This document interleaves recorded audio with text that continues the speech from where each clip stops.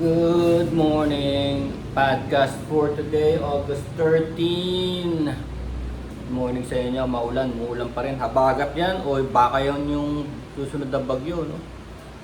Matubig, no? Dami. Coilis Garage, Pasig, Restoration.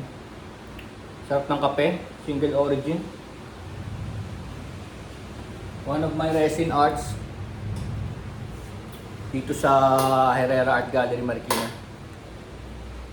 It's for sale. It's round for a table, 14 inches, coffee table. Okay, let's talk about no? Bakit tayo binibisita ng mga aliens? No? So by the way, kaya tayo hindi binibisita ng mga aliens ay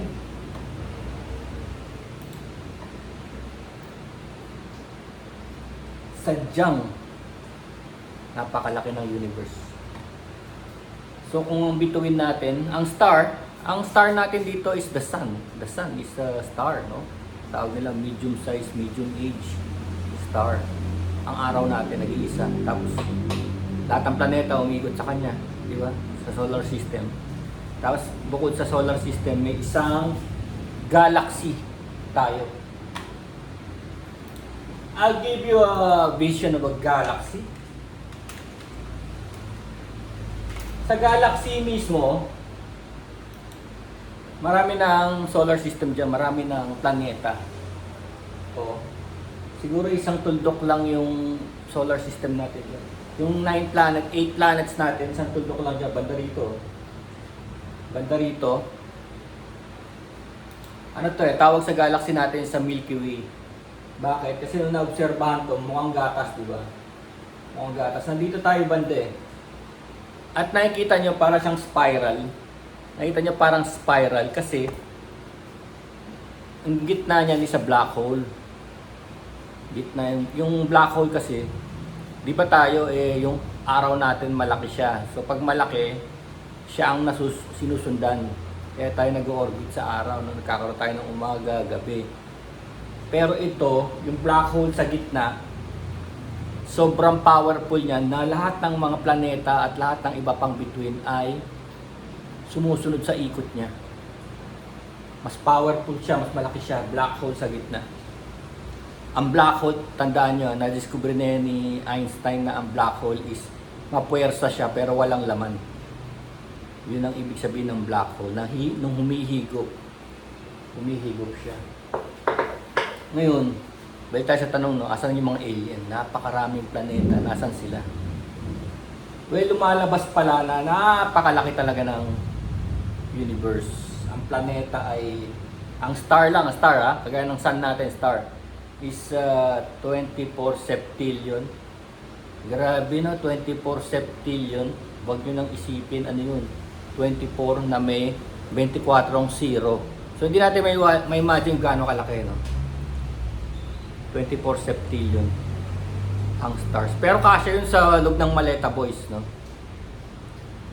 Yun. Kaya nilang pagkasya yun.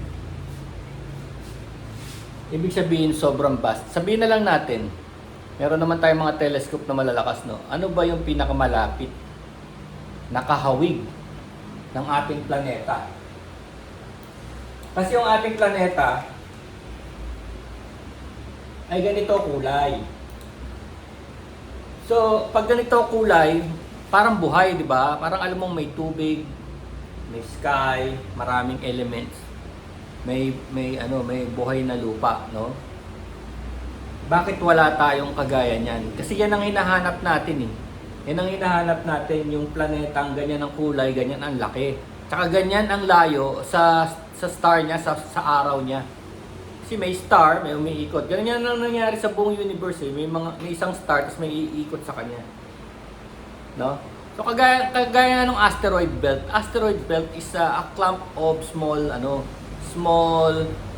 raw materials or building blocks ng isang planeta. Ibig sabihin, hindi nabuo yung planeta rin sana yung asteroid belt. Mga bato yun eh, sa pagitan ng Mars at Jupiter. Mga bato yun. hindi siya nabuo sa planet, kaya naging scattered siya. Yung sinasabi nila, may kagagawa nun is Jupiter, kasi Jupiter malaki siya eh.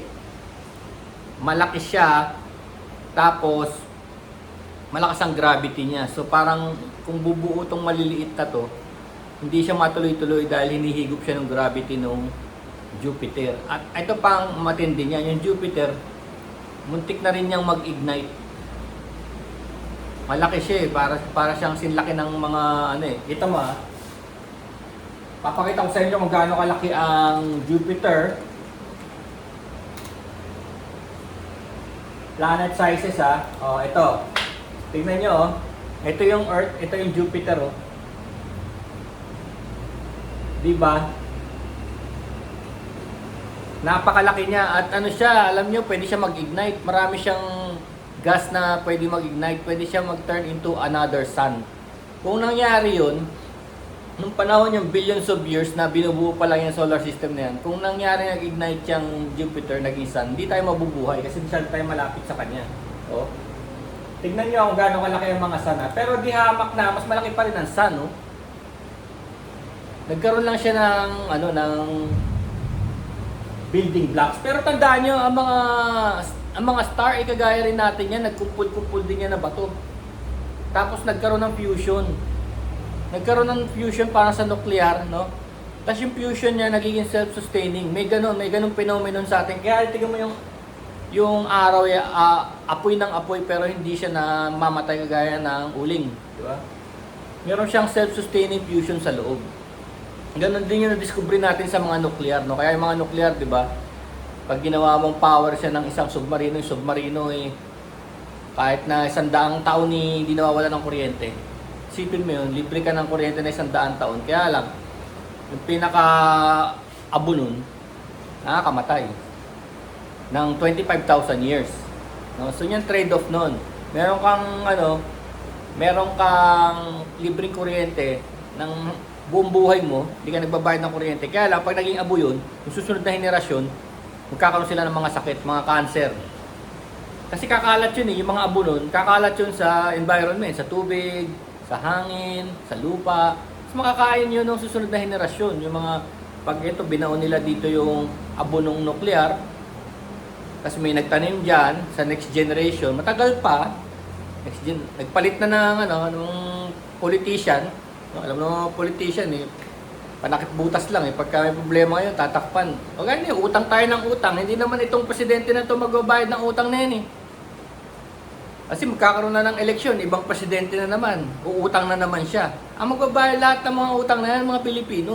As long na Pilipino ka, babayaran mo yung mga inuutang. No? Kasi nanakawin nila yan, aalis na sila, hindi na sila presidente. Susunod na presidente, nanakawin, magnanakaw na naman, uutang na naman. No? Mangungumisyon pa dun sa nautang. So Pilipino, lahat ang nagbabayad yan, hindi yung mga presidente. Kaya utang lang sila ng utang. Di ba? Ang galing Ganun yun. Ganun yun ang nangyayari. Kaya yung mga atomic na kagaya ng fusion ng araw, hindi namamatay. Kasi nga may ganun. At pwede pa nating gayahin yan. Meron na sa Austria yata yun na, alam mo yun, the power of the sun in the palm of my hands. Di ba sabi ni Doc Ock? Yung mga cartoons na yan, galing yan sa mga breakthrough ng mga ganyan yung mga scientific breakthrough Pinalalabas na si Doc Ock ay kayang gumawa ng kapangyarihan ng araw for the good. Kaya lang, yung kung kaya mo yung power of the sun, di kaya mo na rin yung devastating weapons. Alam mo ng tao, papunta sa weaponry ang Lahat na yung invento, mas maraming mapapatay na tao to, di ba? Hindi naman for the good Nakikita nyo kung gaano tayo ka-primitive, no? Hindi naman for the good. Pag nakadiscover ng breakthrough, ang ganda, drone. Di ba? Imbis na gawing transportation yung drone, mass transportation para walang traffic, hindi, lagyan natin ng missile. No, para tirahin natin yung mga kalaban sa kabilang bansa, no? Drone. Drone, gawin natin submarine, no? Para sa ilalim ng dagat, no, bigla na lang babanggain yung mga barko ng kalaban para lumubog. Ganun tayo mag-isip na puro papunta sa weaponry. Di ba? Kagaya nga yan ang kwento nila Iron Man, di ba? Yung Stark Enterprise, Stark Industries. Di ba? Lahat na lang ng mga breakthroughs na imbis na dapat si Iron Man gagawin for exploration, di ba? Outer space, o sa ilalim ng dagat or sa vulkan. Naging ano siya? Naging Avenger, no? Tagapagtanggol. Di ba? Nilagyan siya ng weapons. So ganun pa man, away na naman, di ba? Away na naman ang naging purpose niya. Anyway, so gaano ba sabihin na natin gaano ba kalapit yung pinaka naiisip nila na may alien. Ang tawag nila diyan ay Alpha Centauri. Alpha Centauri. Alam nyo kung gaano kalayo yung Alpha Centauri. Alpha Centauri. Alpha Centauri is like another galaxy, no? Doon sila nakakita dahil malalakas na yung telescope natin, doon sila nakakita ng mga may possibilities, no? Ito yan sabi nila, ang kanilang star, ang kanilang araw should be yellow. So, ibig sabihin, pag yellow kasi, tama pa yung init niya, no? Tapos yung size, dapat parehas din ng atin. Tapos, dapat yung layo niya, parehas din ng atin. Kasi, kagaya ng atin, Mercury, sunog na sunog, no? Venus, sunog na sunog. Ang Venus nagbabagang bakal yan. Yung Venus, hindi pwedeng tirhan. Kahit na sinlaki ng Earth. Pero dahil malapit siya sa araw, yun, naluto siya, no? Tayo, sakto lang. Paglipat naman natin sa Mars, tignan mo. Ang lamig-lamig, patay. No? So, napagitnaan tayo ng hindi malaman kung bakit tayo nabuhay, no? Sobrang special ng ating planeta. Dahil yung mga kapitbahay nating planeta ay yung isa, impyerno. Yung isa naman, loob ng refrigerator, malala pa. Sobrang lamig. Tapos may mga dust storm at radioactive kasi wala silang atmosphere. Yung atmosphere yung nagpoprotekta sa atin sa mga radiation sa outer space. Lalo na yung galing sa araw mismo, yung solar radiation na nakaka-cancer yun. Tagus sa balat yun. Hanggang ngayon nga, di ba, sa Australia, dami nagkakaroon ng skin cancer sa mukha, sa ilong, kasi manipis ang ang atmosphere, na may butas daw doon, may butas sa bandang Australia. Kagagawa ng mga refrigerant. Noon, kaya nagbago tayo ng formulation ng refrigerant. Yung refrigerant na galing sa mga aircon, nakakabutas daw ng atmosphere. So, ang layo ng Alpha Centauri is 4.37 light years away. Bakit tinawag na light year? Sa sobrang layo, light year na ang tawag. Ibig sabihin ng light year, light meaning ilaw, year, taon. Yung light, yung speed of light. Gaano kabilis yung flashlight nyo, ganun nyo. Gaano ba kabilis talaga yung ilaw? Di ba ang bilis pag ginanon mo? Flashlight mo. Ang bilis, di ba? Alam mo gaano kabilis yun? That's 300,000 kilometers per second. 300,000. So, kita nyo gaano kabilis sa 300 per second. So, isipin nyo na lang kung 2 seconds, 3 seconds, 4 seconds. Sobrang bilis. Ngayon, sabi nga nila yung ilaw na yun makakaikot ng mundo ng 7 beses sa isang segundo. 7 beses. So parang imposible ma-achieve, no? Imposible. Kaya tinawag na nila light year. Isang taon bumabiyahe yung 300,000 kilometers per hour na yun. Isang taon. Hindi nga isang taon ang kailangan 4.37 nga. 4 na taon mahigit ang kailangan para marating yung Alpha Centauri na yun. No? So yun ang inaano nila na napaka-vast, no? Ngayon sinasabi nila, time and space warp, kagaya na sinabi ni Einstein na sa theory of relativity niya na ang outer space is a fabric, no? Fabric. Kaya nagkaroon ng multiverse, Spider-Man multiverse. Kasi sinasabi nila na ang ano daw is time and space warp ang galaxy, ang space. So kung gusto mo makarating sa one point to another, let's say this is 10 light years away, i-fold mo. O, di mas malapit na. Kung nandito ka, tas dito ka pupunta, i-fold mo lang daw yan. Para tumagos ka, yung tinatawag nilang wormhole. wormhole daw. Kaya nagkaroon ng mga multiverse, no? Kung paano sila nakakarating sa atin, galing sa ibang universe. Kaya nagkaroon ng mga Spider-Man, ng mga The One ni Jet Li, no? Kunwari, may version ka, ikaw, masama ka ngayon, di ba? Masama ka ngayon. O, dun sa kabilang universe, mabait ka. Wala kang bisyo. So yun, sa kabilang universe yun. Ngayon, kagaya nun, pagka nagkita kayo dito, dahil dumaan ka sa wormhole, nakikita mo yung counterpart mo. Kamukhang kamukha mo, madami na kayo, no? Madami na kayo. Parang sa Spider-Man multiverse. So, ganun yun. Kaya na-invento yung mga pelikula na yun.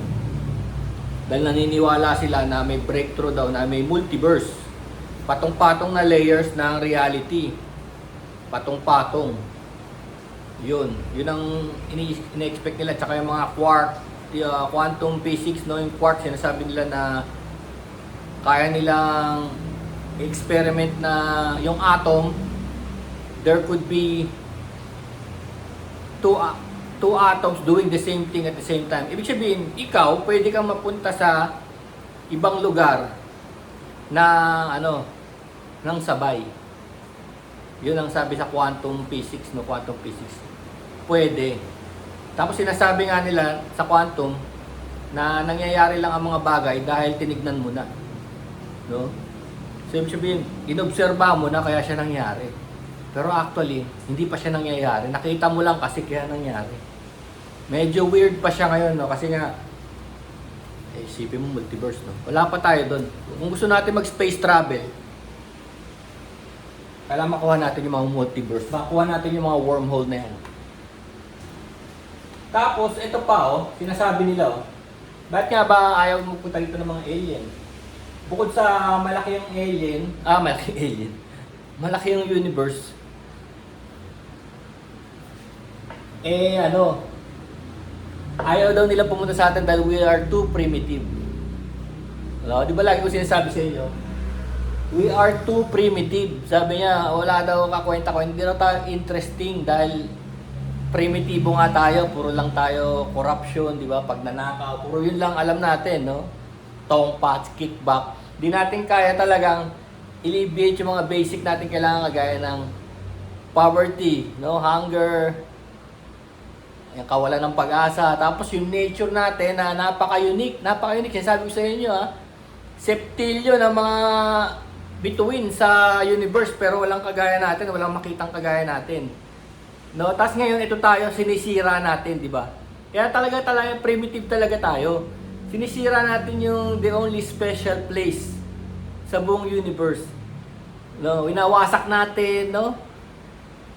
Sabi nila, di wag kang gumamit ng electronics para wala nang minahan ganyan. Pwede naman gawin sa batas yun eh. Totoo lang. Pwedeng gawin sa batas yun eh. Tigil yung mga electronics na yan.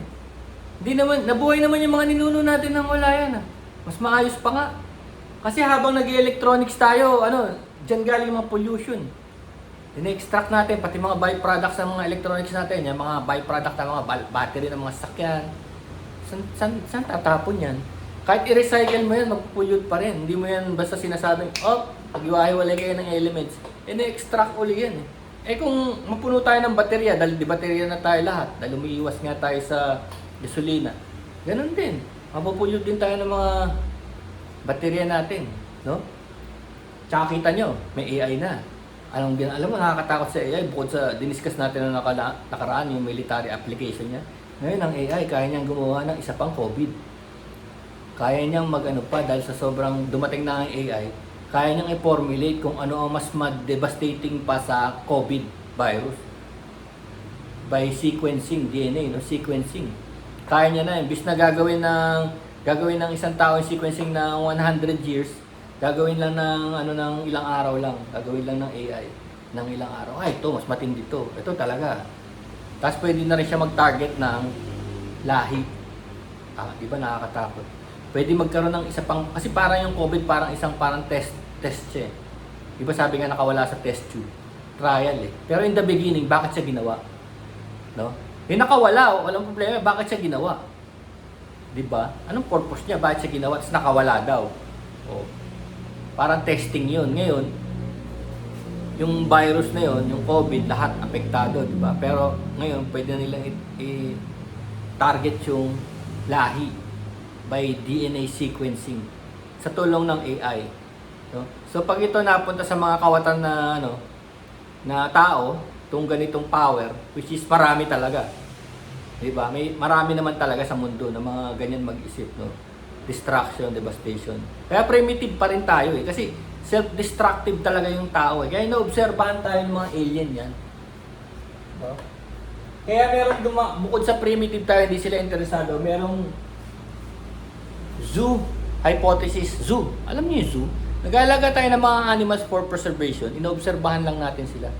Pa sila nasa kulungan. Iisip nila, nakakulong tayo. Inoobserbahan lang nila tayo. Sabi siya, tignan mo, napaka-primitibo. Siguro ganyan din tayo noon. Mas masakol pa, no? Ito, hindi magsusurvive to. No? Itong lahi na to, hindi magsusurvive. Mag-i-evolve to. Pawawasakin to ng AI nila. No? Kasi dumating na sila sa AI age. No? Parang zoo. Zoo hypothesis. Meron pa isa, yung medyo tame naman, dark forest theory. The dark forest theory is ayaw niyang galawin, baka daw makita ng mga predators. Ng mga actual predator sa universe. No? Baka bigla tayong ransakin. Kasi nangyayari, parang siguro nakakita sila, ay, ang cute oh. Ang cute oh, may nai-inlove sa kanila oh. Ay, nagkikisog, ang cute oh. Parang nakakita ka ng koneho na cute, no? Cute. Naku, huwag nating galawin. Baka marinig nung, let's say, tigre. O, gano'n, predator. Huwag natin siyang guluhin. Kasi baka ma-attract yung attention dun sa cute na little bunny. No? Huwag nating galawin. So, yun yung isa pang theory nila na dark forest. Dark forest theory. So yun yung mga tatlong theories kung bakit wala tayong nako-contact na alien kahit na napaka-vast ng universe. Pero personally para sa akin napaka-special siguro natin. Kaya ganun. Napaka-special talaga ng planeta natin. Kaya ayun. Sobrang special niya. Tuluyan natin siyang wasakin, no?